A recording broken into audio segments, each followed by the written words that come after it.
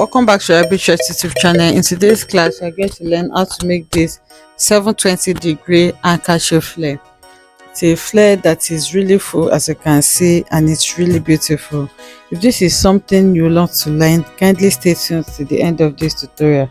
Thank you. Now you can approximate that to 6. Okay, that is going to give you even more room to pleat.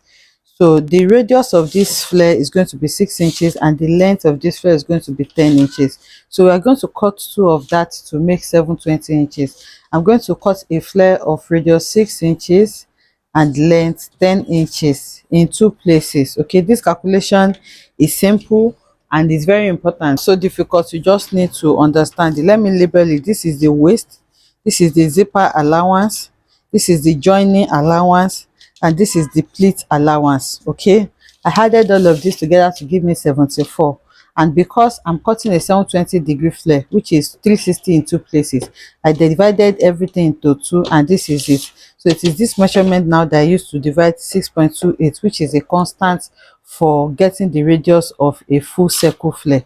I hope you understand that. So now I'm going to go ahead and cut this on my fabric. I'm going to start by cutting on the lining. Remember, the radius of this flare is 6 inches and the length of the flare is 10. If we add those two together, we are going to have 16 inches. So I'm going to mark 16 here, and then I'm going to divide that. I'm going to fold that into 2. Sorry, I'm going to fold the 16 into 2, and then I'll fold again into 4. So I've cut that part out. So like I was saying, you fold your fabric into 2 like this with the 16 inches. Make sure it is up to 16 inches. That's your peplum length and your radius. In this case is 6 plus 10 inches. So after folding into 2, you fold again into 4 like this. So now once you fold this into 4, you're going to bring your chalk and then you start marking it. So I'm going to mark everything all together, which is 16 inches. Then after that, I'm going to remove the radius. So 16 inches stops here. So I'm going to mark that point. I hope you can see this. Okay, the 16 inches stops there. So I have marked it. So on the other side as well, I'm going to mark 16 inches. So the length that I have here is exactly 16 inches. So in unlike the other regular peplum that we work with, remember, you know that we're going to be marking the 16 inches all around to form like a curve. In this case, it's an handkerchief peplum. Is going to remain straight like this. So for me to have something straight, I'm going to mark the 16 inches here again like that, and then I'm going to take my ruler and then make that into a straight line. So I'll make that into a straight line, and then over here is already 16 inches. So I'll just trim off the excess that I have here. Assuming this was more than 16 inches, you're going to mark your 16 inches and make that into a straight line as well, and then you rule it. So let me just put a chalk to it so that you understand what I'm saying. Okay, so this is what you're going to cut, not a round flare. So the excess that I have here, I'm going to cut it off. I do not need it any longer. Okay, so after this, now you're going to go ahead and remove your radius. In this case, our radius is 6 inches. So here I'm going to be marking the 6 inches all around now, because this is where you're going to be placing on your waist. That's the radius. So I'll mark my 6 inches all around this, and then I'll go ahead and cut this out. We are going to join it and cut that out. So I've done that. I've cut it out now. If you check this, you'll have your length left, which is 10 inches, exactly 10 inches.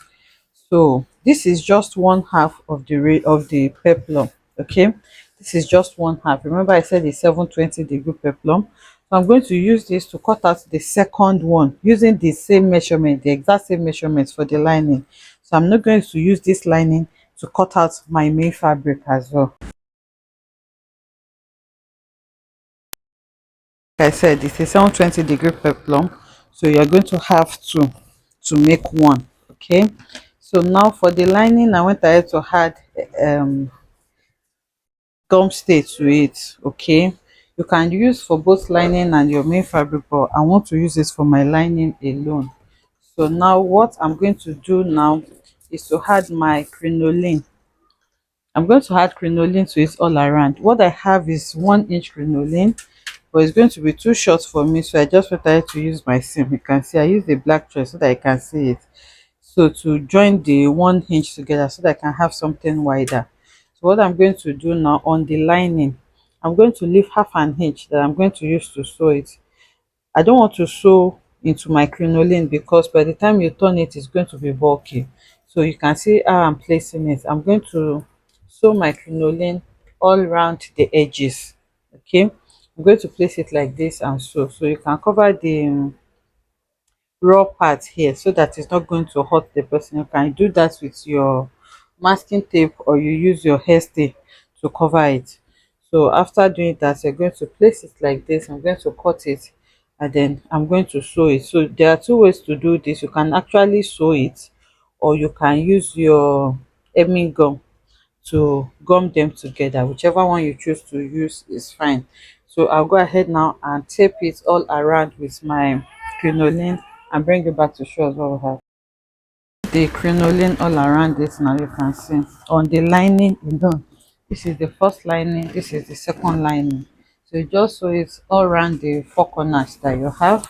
So what I'm going to do now is to place the main fabric against the lining, and I'm going to sew it on the hemline all around so that I can turn it out. So I'm still doing this separately because it's easier that way. So you can see how I'm placing it. I'm going to sew it all around and then turn it from the circumference here, and then I'll iron it. I've gone ahead to sew it round and then I turn it. So after turning it, this is what you're going to have. You're going to iron it flat. So now I'm going to be opening it on one side so that I can join it together. Remember, we still have two separate peplums. So I'm folding it on this short part. That's where I'm cutting, not this long part. So I'll just fold on just one side, and then I'm going to go ahead and open that side up like this. So you do the same thing for the second one as well. It's easier to join it this way. So you're going to open the second one as well. Then you're going to take it to your sewing machine and you're going to join them together. So you take this and this like this. So when you want to join, you open it, you join the fabric separately, and then you join the lining separately so that you have them as one single piece. I'm gonna have to join it together, and this is it. This is the center part. So you make sure to join your lining separately and your main fabric separately. This is all the flare that I have now. You can see how long it is looking. Remember that I did not use my actual measurements. I used my measurements plus half of it to add pleats. So I'm going to go ahead now and add kissing pleats all around.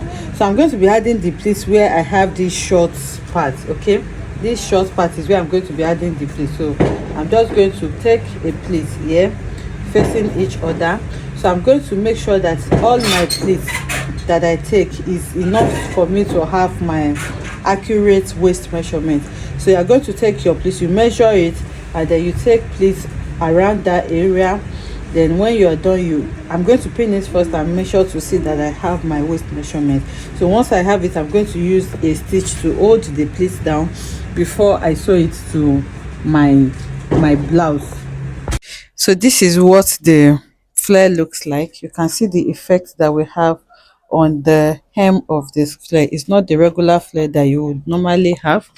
I can see how beautiful it is looking. So you just need to go ahead and join this to your already made blouse, and if you want it to be detachable, you just make a belt and then you'll be able to wear it on whatever outfit that you want.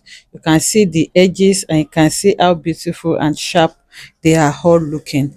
I hope you enjoyed making this beautiful tutorial with me. If you enjoyed it, let us know in the comment section. Like, comment and subscribe to our channel, and I'll see you soon. Bye.